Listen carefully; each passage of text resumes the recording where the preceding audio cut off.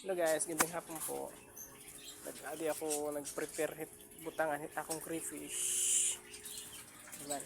May din ako kasi dididuha nga crayfish na nakitaan na may mga eggs na hiramid. Ito na hiram mga eggs. Bali adit ako nag-prepare para ira. Kailangan stock ko na hiya para sigurado. Hindi rin ma-water shock. Crayfish. Hindi man didi kami itong taklalaki ng crayfish. Dako nito ya. Mga 7 inches na siguro yun. 7 inches. Adi akon iton hiya. Ito na may sakubit. Kan PVC. Amo itong hiya may bunay na. May dana niya egg. Adi didi na tago dati. Adi didi.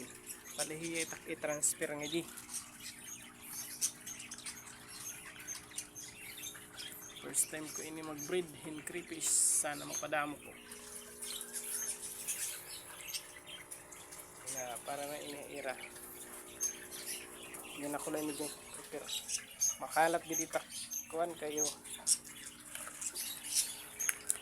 Di man na akong gimpalit na para ira. Na kuan crayfish egg layer. Muray ka iha. Nagkuan nagbunay dayon.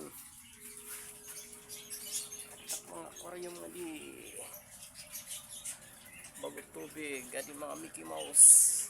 Balik yung pawasan ko itong hiya kay liliwanan ko yung tubig. Nakatunga na hiya.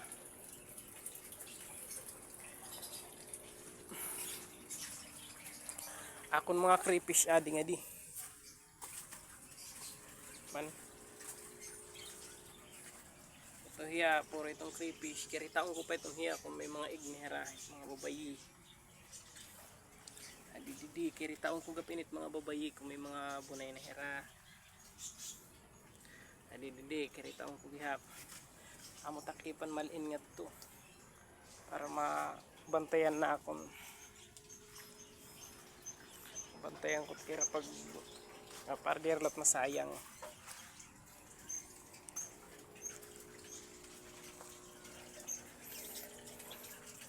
Adiyan ako giyad. Man buta ako hin mga bato, namili lang ako hin bato, hindi din yung mga kan bato ini nga ginagamit kong balay. Namili ako ng mga dikulor na bato, may pula, may brown. Thank you for watching mga guys, salamat.